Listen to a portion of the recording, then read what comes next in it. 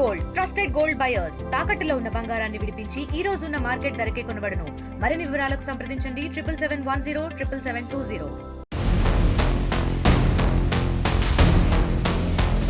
రోజు రోజుకి మానవత్వం చచ్చిపోతోంది.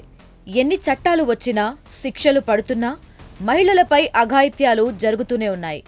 9 నెలల చిన్నారి నుంచి 60 ఏళ్ల ముసలివాళ్ల వరకు కామాంధుల చేతిలో నలిగిపోతూనే ఉన్నారు. తాజాగా హర్యానాలో మరో దారుణం వెలుగు చూసింది.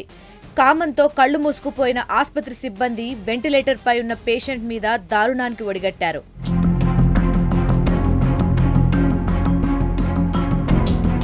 గురుగ్రామ్లో ఎయిర్ హోస్టెస్ పై అత్యాచార ఘటన ప్రస్తుతం కలవరపెడుతోంది. హాస్పిటల్ ఐసీయూలో వెంటిలేటర్ పై ఉన్న ఎయిర్ హోస్టెస్ మీద సిబ్బంది అత్యాచారానికి పాల్పడ్డారు.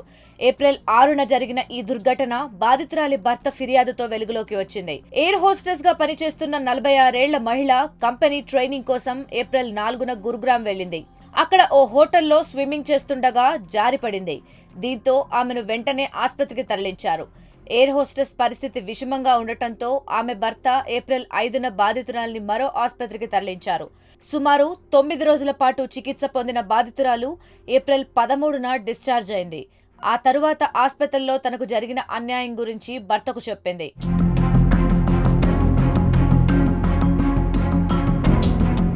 ఏప్రిల్ 6న వెంటిలేటర్ పై చికిత్స అందిస్తున్న సమయంలో తనపై లైంగిక దాడికి పాల్పడినట్లు బాధితురాలు చెప్పింది.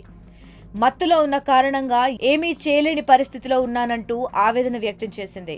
అయితే ఈ ఘటనలో ఇంకా దారుణమైన విషయం ఏంటంటే, లైంగిక దాడి సమయంలో 2 నర్సులు అక్కడే ఉన్నా కూడా వారు అడ్డుకోలేదని బాధితురాలు వాపోయింది. దీంతో భర్త వెంటనే పోలీసులకు ఫిర్యాదు చేశాడు.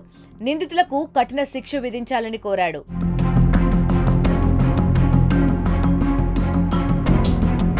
ఘటనపై కేసు నమోదు చేసి పోలీసులు దర్యాప్తులో భాగంగా ఆస్పత్రిలో సీసీటీవీ ఫుటేజ్ ని పరిశీలించారు. ఘటన జరిగిన రోజు డ్యూటీలో ఉన్న సిబ్బందిపై ఆరా తీస్తున్నారు. అయితే ఆస్పత్రి సిబ్బంది మాత్రం ఈ ఆరోపణలను ఖండిస్తోంది. మరి పోలీసుల విచారణలో ఏం తేలబోతోందనేది చూడాలి. మరిన్ని వీడియోస్ కోసం ఛానల్ ని సబ్స్క్రైబ్ చేయండి. లేటెస్ట్ అప్డేట్స్ కోసం వాట్సాప్ ఛానల్ ని ఫాలో అవ్వండి. ఆ లింక్ డిస్క్రిప్షన్ లో ఉంది.